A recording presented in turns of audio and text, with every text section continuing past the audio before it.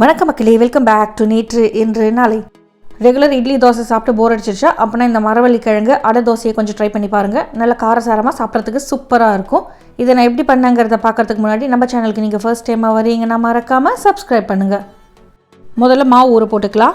ஒரு பாத்திரத்தில் 1 கப் இட்லி அரிசி, 1 கப் பச்சரிசி சேர்த்துக்கோங்க. இது கூட 1/4 கப் அளவுக்கு கடலைப்பருப்பு, 2 டேபிள் ஸ்பூன் அளவுக்கு தோரம் பருப்பு, 2 டேபிள் ஸ்பூன் அளவுக்கு உளுத்தம் பருப்பு சேர்த்துட்டு காரத்துக்கு ஒரு 3 காஞ்ச மிளகாய் சேர்த்துட்டு ஒரு 2-3 மணி நேரத்துக்கு இதை நல்லா ஊற வச்சுக்கலாம். ஊற வைக்கிறதுக்கு முன்னாடி ஒரு 2-3 தடவை வாஷ் பண்ணிவிட்டு அந்த தண்ணியை கொட்டிடுங்க. இது ஊறிட்டு இருக்கட்டும். அதுக்குள்ளேயே நம்ம மரவள்ளிக்கிழங்கை நல்லா வாஷ் பண்ணிவிட்டு தோலை சீவிட்டு குட்டி குட்டி க்யூப்ஸாக கட் பண்ணி எடுத்து வச்சுக்கலாம். மரவள்ளிக்கிழங்கை சில பேர் பார்த்திங்கன்னா cassava, tapioca, கப்பன்னு கூட சொல்லுவாங்க. இந்த ரூட் வெஜிடபிளுக்கு நல்ல ஒரு ரப்பரி டெக்ஸ்சர் உண்டு. இதில் பார்த்திங்கன்னா நிறைய கால்சியம் அண்ட் அயர்ன் இருக்குது. அடுத்ததான் நம்ம மாவு அரைச்சிக்கலாம். ஒரு 2-3 மணி நேரம் கழிச்சிட்டு நல்லா குட்டி குட்டி க்யூப்ஸாக நறுக்குன மரவள்ளிக்கிழங்கை மிக்ஸி ஜாரில் சேர்த்துக்கோங்க. இது கூடவே நம்ம ஊற வச்சுருந்த அரிசி, பருப்பு, காஞ்ச மிளகாயும் சேர்த்துட்டு நைஸாக அரைச்சி எடுத்துக்க போகிறோம். மிக்ஸி ஜாரில் மொத்தமாக போட்டு அரைக்க முடியாதனால நான் 2 பாதியாக போட்டு அரைச்சி எடுத்துக்கிறேன். அரைச்ச இந்த மாவை ஒரு பவுலுக்கு மாற்றிக்கோங்க.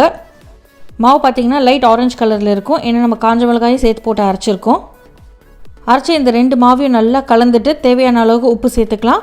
வாய்வுத்தன்மை இருக்குங்கிறதுனால நான் கொஞ்சமாக, அதாவது 1 டீஸ்பூன் அளவுக்கு பெருங்காயம் சேர்த்துக்கிறேன். நல்லா ஒரு தடவை கலந்து விட்டிங்கன்னா நம்மளோட மாவு ரெடி ஆகிடும்.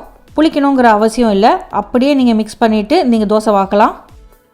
மாவு கலக்கும் போதே உங்களுக்கு தெரியும் அவ்வளோ சாஃப்டாக நல்லா ஸ்மூத்தாக க்ரீமியாக இருக்கும்.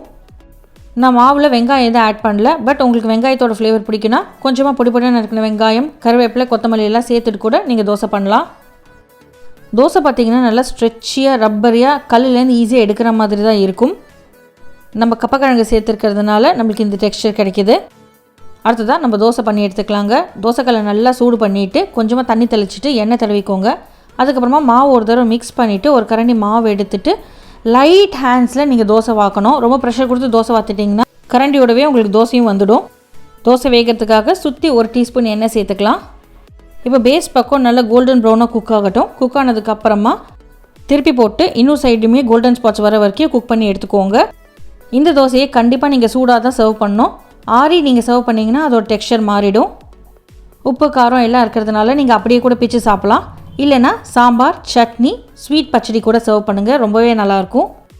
நம்ம மாங்காய், பரங்கிக்காயெல்லாம் வெள்ளை பச்சடி பண்ணுவோம் இல்லையா, அது நல்லா ஒத்து போகும். இந்த தோசையை உங்கள் வீட்டில் கண்டிப்பாக ட்ரை பண்ணி பாருங்கள். ட்ரை பண்ணி பார்த்துட்டு எப்படி இருக்குன்னு சொல்லுங்கள். இட்லி தோசை மாவு இல்லாதப்போ இந்த மாதிரி டக்குன்னு பண்ணக்கூடிய இன்ஸ்டன்ட் தோசை ரெசிபீஸை நீங்கள் ட்ரை பண்ணி பாருங்கள்.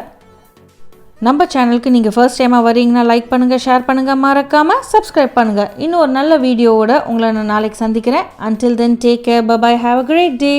Thanks for watching.